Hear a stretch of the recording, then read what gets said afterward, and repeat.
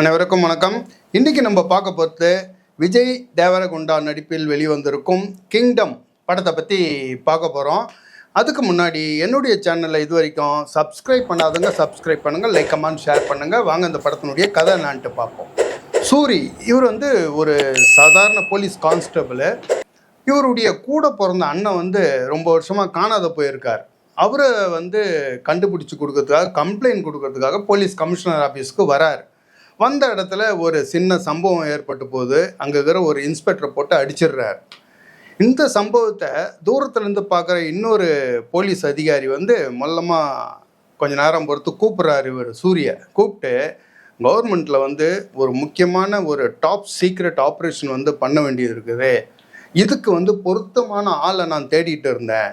இப்போ நடந்த சம்பவத்தை பார்க்கும்போது இதுக்கெல்லாம் நீ கரெக்டான ஆள் நீ தான், இந்த வேலையை பண்ணி கொடுக்குறது கரெக்டான ஆள் நீ தான் அப்படின்னு சொல்லிட்டு சூரியக்கிட்ட சொல்கிறாரு. இதை கேட்குற சூரிய சார் நான் சாதாரண கான்ஸ்டபிள், என்ன போய் சீக்ரெட் ஆப்ரேஷன் அது இதுன்னு செய்ய சொல்கிறீங்களா, அதெல்லாம் நமக்கு தெரியாது அப்படின்னோடனே அந்த போலீஸ் ஆஃபீஸர் என்ன சொல்கிறாரு, உன்னுடைய அண்ணனை நீ ரொம்ப வருஷமாக தேடின்னு இருக்கிறல்ல, அவனை காணான்னு சொல்லிட்டு உன் அண்ணன் எங்கே இருக்கான், அவனுடைய குடும்பம் எங்கே இருக்குது, எல்லாரையும் நான் கண்டுபிடிச்சி உன்னை அனுப்பி அவங்கள சேஃபாக வீட்டுக்கு கூட்டுன்னு வர்றதுக்கு எல்லா உதவியும் நான் பண்ணுறேன். அதுக்கு பதில் எனக்கு இந்த டாப் சீக்ரெட்டு ஆப்ரேஷனை நீ எனக்கு பண்ணி கொடுத்துடணும் அப்படின்னு அந்த போலீஸ் ஆஃபீஸர் சொல்கிறார். அண்ணன் மேலே சூரிக்கு பயங்கர உயிரையே வச்சிருக்கிறார். எங்கள் அண்ணனுக்காக நான் என்ன ஒன்றாலும் பண்ணுவேன், எங்கள் அண்ணன் சேஃபாக வீட்டுக்கு வரணும், அதுதான் எனக்கு முக்கியம் அப்படின்னு சொல்லிட்டு இந்த சீக்ரெட் ஆப்ரேஷனை நான் பண்ணுறேன் அப்படின்னு சொல்லிட்டு சூரி ஒத்துக்கிறார். ஒத்துக்குன்னு அவர் என்ன பண்ணுறாரு, இங்கேருந்து ஸ்ரீலங்காவுக்கு அந்த சீக்ரெட் ஆப்ரேஷனை பண்ணுறதுக்காக போகிறார். இப்போது ஸ்ரீலங்காவுக்கு போகும் சூரி அந்த சீக்ரெட் ஆப்ரேஷனை வெற்றிகரமாக செஞ்சு முடித்தாரா, தன்னுடைய அண்ணனையும் அவருடைய குடும்பத்தையும் சேஃபாக வீட்டுக்கு கூட்டுன்னு வந்தாரா அப்படின்னு சொல்கிறது தான் இந்த படத்தினுடைய கதை. சூரின்ற கேரக்டரில் விஜய் தேவரகுண்டா நடிச்சிருக்காரு. அந்த கேரக்டருக்கு ஏற்ற ஃபிட்னஸான உடம்பு, அந்த மிரட்டலான பார்வை, அந்த பாடி லாங்குவேஜ் அத்தனையும் சேர்ந்து அந்த கேரக்டருக்கு செஞ்சு வச்ச மாதிரி பொருந்திருக்காரு விஜய் தேவரகுண்டா.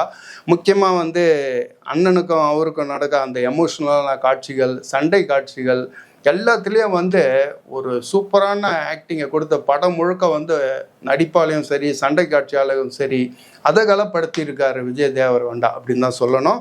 இவருக்கு அடுத்ததுக்கப்புறம் அவருடைய அண்ணன் கேரக்டரில் நடிச்சிருக்கிற சத்யதேவனுடைய கேரக்டரை நம்ம சொல்லியே ஆகணும். சந்தேகத்துக்கு இடம் இல்லாமல் இது ஒரு அற்புதமான கேரக்டரு. அதை ஏற்று இவர் சத்யதேவ் நடிச்சிருக்காரு சிவான்ற கேரக்டரில். அந்த அண்ணன் தம்பி கேரக்டர் தான். தம்பி தன்னை தேடின்னு வந்துட்டான உடனே குடும்பத்தை பற்றி பேசுறது, அதுக்கப்புறம் தம்பிக்கு ஒன்றும் ஆகக்கூடாது, நமக்கு என்ன ஆனாலும் பரவாயில்ல, டேய் நீ இங்கெல்லாம் இருக்காதுரா, தயவுசெய்து இங்கேருந்து கிளம்பி போயிடுறா அப்படின்னு சொல்லிட்டு பதட்டமாக விஜய் தேவரகுண்டா கிட்ட அவர் சத்யதேவ் பேசுகிற அந்த காட்சிகள் எல்லாத்துலேயும் சத்யதேவனோட ஆக்டிங் இந்த படத்துக்கு மிகப்பெரிய பலம். அடுத்தது கதாநாயகி பாக்கியஸ்ரீ போர்ஸ். அவங்களுடைய போர்ஷன் இந்த படத்தில் கொஞ்சம்தான் இருந்தாலும் அந்த க்ளோஸ்அப் காட்சிகள் மற்ற காட்சிகள்லாம் அவங்கள காட்டும்போது ரொம்ப அழகாக இருக்காங்க. அவங்கள வச்சு விஜய்க்கும் அவங்களுக்கும் 2-3 ரொமான்ஸ் காட்சிகள் வச்சுருந்துருக்கலாம், 2-3 பாட்டு வச்சுருந்தாங்கன்னா டல் அடிக்கிற அந்த செகண்ட் ஹாப் இன்னும் பிரமாதமாக ஆகியிருக்கும். ஆனால் மிஸ் பண்ணிட்டாங்க. அந்தமாரி காட்சிகள்லாம் எதுவுமே இல்லாமல் அவங்களுக்கு ஒரு கொஞ்சமான போர்ஷன் தான் கொடுத்துருக்குறாங்க. அதனால் அவங்கள சரியாக மிஸ் பண்ணிட்டாங்களோ, அவங்க சரியாக யூஸ் பண்ணலையோ அப்படின்னு தான் எனக்கு தோணுது. அதுக்கு அடுத்தது வில்லன் கேரக்டரில் வெங்கடேஷ் நடிச்சிருக்காரு. வெங்கடேஷனுடைய வில்லன் கேரக்டர் நமக்கு அந்த அளவுக்கு பெருசாக இம்பேக்ட் கொடுக்கல.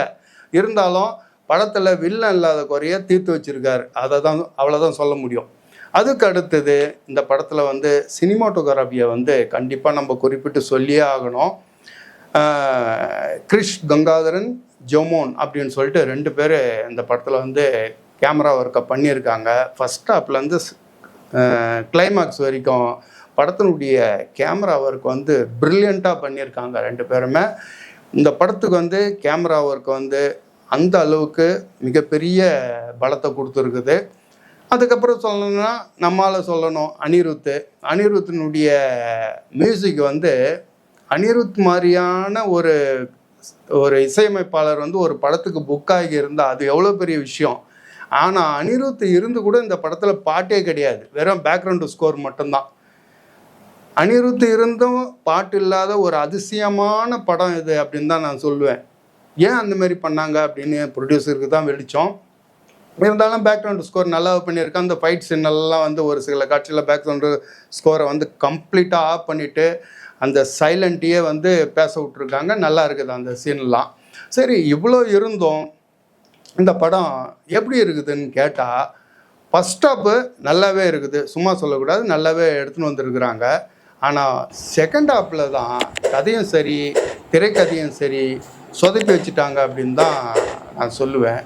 காரணம், ஒரு பிரமாதமான ஒரு ஃபஸ்ட் ஹாப் நல்லாவே இருக்குது. அது இப்படி ஆனது வந்து எனக்கு எப்படி தெரியுதுன்னா, இப்போ காலையில் ஒரு 1 ஹவர் ஒரு 10 ரவுண்டு வந்து கிரவுண்டில் வந்து வாக்கிங் பண்ணுவோம். 10 ரவுண்டு போன உடனே உடம்பு அப்படியே பயங்கர தெம்பாகி ஃப்ரெஷ்ஷாக இருக்கும் உடம்பு.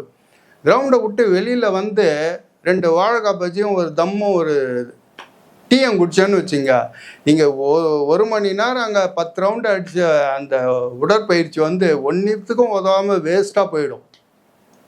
அந்த மாதிரி தான் இந்த ஃபஸ்ட் ஹாப் வந்து மிக பிரமாதமாக எடுத்து செகண்ட் ஹாப்பில் கோட்டை விட்டதுனால இந்த படம் வந்து நமக்கு வந்து ஒரு செகண்ட் ஹாப்பு ஒரு சலிப்பை தான் கொடுக்குது. மொத்தத்தில் இந்த படம் எப்படி இருக்குதுன்னா, கிங்டம் அப்படின்னு சொல்லிட்டு ஒரு பிரமாதமான ஒரு கம்பீரமான ஒரு டைட்டிலை வச்சுட்டு ஒரு சுமாரான படத்தை தான் இந்த டீம் கொடுத்துருக்குறாங்க. இந்த வீடியோ உங்களுக்கு பிடிச்சிருந்ததுன்னா மறக்காமல் ஒரு லைக் பண்ணுங்கள். நம்ம அடுத்த வீடியோவில் பார்ப்போம். பாய்.